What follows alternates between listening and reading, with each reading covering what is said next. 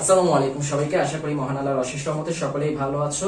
সবাইকে আলোকের পাঠশালায় স্বাগতম। আজকে আমরা আমাদের হায়ার ম্যাথের সূচক ও লগারিদমের ষষ্ঠ ক্লাস শুরু করতে যাচ্ছি। ষষ্ঠ ক্লাসে আমরা বরিশাল বোর্ড 2017 সালে যে সৃজনশীল প্রশ্ন এসেছিল সেটা নিয়ে আলাপ করতে যাচ্ছি। তাহলে শুরু করা যাক। তো প্রথমে আমাদের যে প্রশ্ন করা হয়েছে ক নাম্বারে বলা হয়েছে এই যে উদ্দীপকটা আছে যে x √a is equal to y, √b is equal to z, √c, এই তিনটা হচ্ছে পরস্পর সমান। তো এটা যদি সমান হয় আর a is equal to যদি c হয়, তাহলে আমাকে দেখাতে হবে যে x is equal to z, এটা আমাকে দেখাতে হবে। তো এখন এটা দেখানোর আগে আমি যেটা করব সেটা হচ্ছে এইটাকে কি আমি অন্য কোনো ভাবে প্রকাশ করতে পারি নাকি? এই তিনটাকে অবশ্যই পারি। কিভাবে? আমরা জানি যে এরকম টাইপের কোনো সংখ্যা যদি থাকে, এইভাবে যদি কোনো রুট লেখা থাকে, তখন আমরা এটাকে a to the power 1/n লিখতে পারি। n root a is equal to a to the power 1/n, এভাবেও লেখা যায়। তাহলে একই ভাবে আমি এটাকে কি লিখতে পারি? x root or a হচ্ছে x root a হচ্ছে a to the power x, a to the power x এভাবে লেখা যায়। Sorry, a to the power 1/x এভাবেও লেখা যায়। তাহলে ওইখান থেকে আমি এটাকে a to the power 1/x is equal to b to the power 1/y is equal to c to the power 1/z এভাবে লিখতে পারি। তো এভাবে লিখলাম, বেশ ভালো। লেখার পরে এখন আমার যেটা দেখাইতে হবে a আর c সমান। তাহলে এখন a to the power 1/x সমান হচ্ছে c to the power 1/z, এখানে a আর c সমান। তাহলে যে লাও সেই কদু, c টা মুছে আমি এখানে a লিখে দিলাম। তো এখন যেহেতু আমার দুইটা বেস সমান, এক্সপোনেন্ট দুইটাও তাহলে কি হবে? সমান হবে। তাহলে 1/x is equal to 1/z। এখন দুইটা উল্টে দিলে আমি পেয়ে যাব x is equal to z। এটা আমাকে দেখাতে বলছিল। তাহলে বেশ সহজ ছিল, আশা করি কারো কোনো সমস্যা হয়নি। তো এরপরে আমরা চলে আসছি পরেরটায়। খ, x is equal to half R y is equal to 1/3 হলে আমাকে দেখাতে হবে, এই যে এটা দেখাতে হবে, এই নিচেরটা দেখাইতে হবে। তো এখন আমি x is equal to half হলে আমার x is equal to ছিল হচ্ছে y, b। তো এখন a আর b নিয়ে পুরো হিসাব, c এর কোনো বেল নাই এখানে, তাহলে c নাই। এখন a আর b নিয়ে হিসাব। তো এই ক্ষেত্রে আমার x এর মান হচ্ছে হাফ। এই যে এই জিনিসটাকে আমি কিভাবে লিখেছিলাম আগে? a to the power 1/x, এটাকে লেখা যায় b to the power 1/y। তো এখন এখানে আমি x আর y এর মানটা বসাই। তো x এর মান হচ্ছে হাফ, তাহলে 1 divided by 1 divided by 2। তার y এর মান হচ্ছে 1 divided by 3। তাহলে এখন এইটাকে আবার কিভাবে লেখা যায়? এই যে হরের নিচে হর, উপরে চলে আয়। তো উপরে চলে আসলে 2, তারপর এটা উপরে চলে আসলে 3, তার মানে a square is equal to b cube। তাহলে এখান থেকে আমরা বলতে পারি a এর মান কি হবে? এর মান হবে b to the power 3 divided by 2। এখানে উপরে আছে, এই পাশে চলে আসলে নিচে চলে আসবে। একই ভাবে এই জায়গা থেকে আমরা b এর মানটা বের করার চেষ্টা করলে এখানে উপরে 3 আছে, এই পাশে আসলে নিচে চলে আসবে a to the power 2 divided by 3, এই 3 টা নিচে চলে আসলো। তাহলে এইটা পাইলাম একটা, আর এইটা পাইলাম আরেকটা। ওকে, তো এখন এই পাশে আসি। এই পাশে এসে আমি বাম পক্ষ লেফট হ্যান্ড সাইডটা থেকে শুরু করি। a by b to the power 3/2 ছিল, plus b by a to the power 2/3 ছিল। তো এইখানে আমি a আর b মানগুলো বসাই। এর মান ছিল হচ্ছে, এই যে এর সাথে সূচকগুলো গুণ করে দেই, 3 divided by 2 আর b 3 divided by 2, plus b to the power 2 divided by 3, a to the power 2 divided by 3। আগে এই মানটান বসাবো না কারো, আগে আমি দেখব। আগে দেখি আমার এখানে নিচে যেটা আছে b to the power 3/2, এটার মানে হচ্ছে এটা a। তাহলে এটা আমি মুছে কি লিখতে পারি? a লিখতে পারি। আবার এখানে a to the power 2/3, এটার মান হচ্ছে b, তাহলে এটা আমি মুছে b লিখতে পারি। এখন আমি একই জায়গায় একই গোত্রীয় মানুষদেরকে নিয়ে আসলাম, কারণ বাংলাদেশের মানুষ বাংলাদেশে থাকে, আমেরিকার মানুষ আমেরিকায় থাকে। তো ওই জায়গা থেকে আমি এখানে কি লিখতে পারি? এই যে একই বেস আর এখানে সূচকগুলো হচ্ছে 1, ঠিক আছে? এখানে সূচক কি হচ্ছে 1। তো এখন একই বেস, দুইটা সূচক আলাদা, আর এটা ভাগ অবস্থায় আছে। তাইলে কি করতে পারি? আমি দুইটাকে একই বেস হিসেবে লিখতে চাইলে, দুইটা বেস আছে সেম, তো এই দুইটা সেম বেসকে আমি একটা বেসে কনভার্ট করতে চাই। তখন কি করব? যে সূচক দুইটা আছে ভাগ অবস্থায়, এদেরকে বিয়োগ করে দিব। 3/2 - 1 প্লাস b 2/3, এখানেও ভাগ অবস্থায় আছে, বিয়োগ করে দিব -1। তাহলে আমার যেটা আসবে এটাই হচ্ছে আমার উত্তর, এটাই চেয়েছিল, a to the power half plus b to the power -1/3। এটাই চলে আসলো, আর এটাই আমার right hand side proven, right hand side proved. Okay, তাহলে এটা গেল আমার খ নাম্বার। খ খ নাম্বার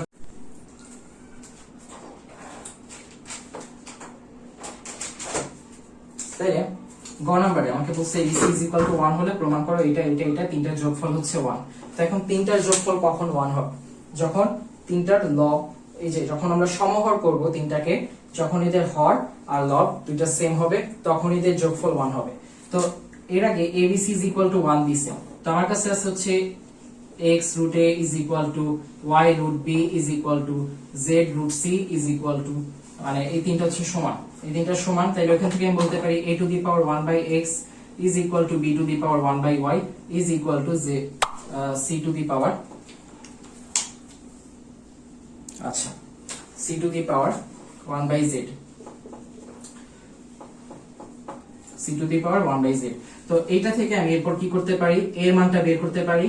এর মান হচ্ছে x উপরে চলে আসবে x divided by b to the power x divided by y। এরপর b এর মানও বের করতে পারি, y উপরে চলে আসবে y divided by z c to the power y divided by z b এর মান। তো এখন এখান থেকে আমি আবার কি করতে পারি, a b c তিনটা গুণ করে দিতে পারি, যদি a b c তিনটা 1 তার মানে a b c হচ্ছে 1। তো এখন এর জায়গায় আমি লিখতে পারি b to the power x by y। এখন b এর জায়গায় আবার কি লিখতে পারি, c to the power y by z, তাহলে ওটা লিখে দেই c to the power y by z। এখন উপরে y নিচে y দুটো কাটাকাটি গেলে c to the power x by z থাকে, c to the power x by z। তারপর b এর মান চলে আসে হচ্ছে, অলরেডি আমরা জানি c to the power y by z, আর c এটার মান হচ্ছে 1, এটা সমান হচ্ছে এই তিনটার সমষ্টি হচ্ছে 1। তো এখন এখান থেকে আমি আবার লিখতে পারি c to the power x by z plus y by z plus 1 is equal to 1। 1টাকে আমি লিখতে পারি c টু দি পাওয়ার 0। তাহলে এখন x by z plus y by z plus 1 is equal to 0, অথবা এই তিনটাকে আমি সমহর করে দিই, কি লিখতে পারি x plus y plus z divided by z is equal to 0, অথবা এই নিচের z টাই পাশে নিয়ে আসলে গুণ করে দিলে 0 গুণ z হচ্ছে 0, তাইলে x plus y plus z is equal to 0, এটা আমি পেয়ে গেলাম। তাইলে এটার পরে এটা তো আমার হয়ে গেল। এখন x plus z plus y এটা আমি কেন বের করলাম, x plus y plus z এটা মান যে 0, এটা বের করার সার্থকতা কি? আমার এখানে এই অঙ্কটুক করার জন্য দুইটা মান লাগবে, x minus y minus z, এই মাইনাস তিনটার মধ্যে যে কোনো দুইটা লাগবে। আমি মাইনাস x আর মাইনাস y নিলে মাইনাস x হচ্ছে y প্লাস z আর মাইনাস y হচ্ছে x প্লাস z, তো এই দুইটা মান আমি পেয়ে গেলাম, এই দুইটা পাইলাম, এই দুইটা মান লাগবে, এই দুইটা মান আমার লাগবে। তো এখন এই দুইটা মান আছে, এরপরে আমি অঙ্কটা শুরু করে দিই, এই দুইটা মান আমি ইউজ করবো পুরো অঙ্কটাতে। তো minus 1 plus p to the power y plus 1 plus 1 divided by p to the power minus y plus p to the power z plus 1 plus 1 divided by p to the power minus z plus p to the power x plus 1। Okay, আচ্ছা, তো এখন এখানে আমি minus x এর জায়গায় মানটা বসাইতে পারি 1 divided by p to the power y plus z plus p to the power y plus 1। তো এই অঙ্কের ক্ষেত্রে আমার কি করতে হবে বলেছিলাম যে তিনটারই হর একই করতে হবে। তো তিনটার হরই যদি একই করতে চাই, তিনটা জায়গাতে আমার y প্লাস z আনতে হবে। তাহলে এখানে মাইনাস y আর z অলরেডি আছে, তো এই মাইনাস y এর মানটা খামাখা এখানে আর দেওয়ার দরকার নাই, ঠিক আছে, কারণ ছাড়া আমি এখানে মানটা দিব না। তো আমি এখানে কি করব, এইখানে আমি মাইনাস y যেহেতু আছে p to the power minus y, ওইটাকে আমি p to the power y দিব plus p to the power z plus 1। এখন এটাকে আবার কি করা যায়, এটাকে আমি সমহর করে ফেলতে পারি, কিভাবে, এই যে এটা 1 divided by p to the power y ছিল, এই p to the power y টাকে আমি নিচে রাখবো আর বাকিগুলোর সাথে এটা গুণ করে দিব, তাইলে সমহর হয়ে যাচ্ছে, ওই সমহর করে দিলাম, এই তো সমহর। এখন এই নিচে যেটা আছে এটাকে উপরে পাঠিয়ে দেই p to the power y plus এখানেও একই জিনিস, এই z টা নিচে নিয়ে আসি, 1 divided by p to the power z plus p to the power x plus 1। তো এখন এটাকে আমি সমহর করে ফেলতে চাচ্ছি, সমহর করে ফেলি, এখানে p to the power z আর এখানে এই p to the power z দিয়ে গুণ করে দিচ্ছি, এখানেও p to the power z দিয়ে গুণ করে দিচ্ছি, তাহলে এই নিচেরটাকে আবার উপরে পাঠিয়ে দিই p to the power z। এখন একটা মজার জিনিস হচ্ছে, এই যে এখানে আমি কি করতে পারি, এখানে p to the power z আর p to the power y গুণ অবস্থায় আছে, একই বেস কিন্তু এক্সপোনেন্ট দুইটা কি মাঝখানে গুণ অবস্থায় আছে, তাহলে এটাকে আমি একটা বেস হিসেবে লিখতে পারি আর এই এক্সপোনেন্ট দুইটাকে কি করে দিতে পারি, যোগ করে দিতে পারি, x plus sorry y plus z, y plus z। তো যখন আমার এই যে a to the power n আর a to the power m দুইটা গুণ অবস্থায় থাকে একই বেস, তখন কি করব, একটা বেস দুইটাকে যোগ করে দিব, দুইটাকে যোগ করে দিয়েছি, ঠিক আছে, ওই বেসিকটা অ্যাপ্লাই করেছি এখানে। এখন এখানেও সেম বেসিক অ্যাপ্লাই করব, এটাকে x প্লাস জেড বানায় ফেলতে পারবো। তাহলে p to the power x plus Z. এখন x প্লাস জেড এর মান কি আমরা জানি, এই যে x প্লাস জেড এর মান হচ্ছে -y, তাহলে এটাকে আমি p to the power -y বলতে পারি। এখন p to the power -y কে আমি আবার লিখতে পারি 1 divided by p to the power y হিসেবে।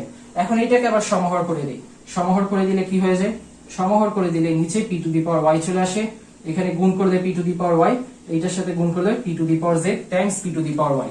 তো এখন p to the power z Times p to the power y কে আবার আমি কি করতে পারি, এই যে দুইটাকে একটা বানিয়ে ফেললাম, আর উপরে যে সূচকগুলো ছিল গুণ করে দিব y প্লাস z, এবং এই নিচেরটাকে আবার উপরে নিয়ে যাব, এই নিচেরটাকে উপরে নিয়ে যাই p to the power y। তো এখন p to the power z আর p to the power y দুইটা কোন অবস্থায় আছে, তো যেহেতু এদের বেস একই, তাই p to the power y plus p to the power plus z, p to the power y plus z এভাবে লেখা যায়। তো এখন তিনটাই দেখা যাচ্ছে যে সমহর হয়ে গিয়েছে অলরেডি, সমহর হয়ে গিয়েছে।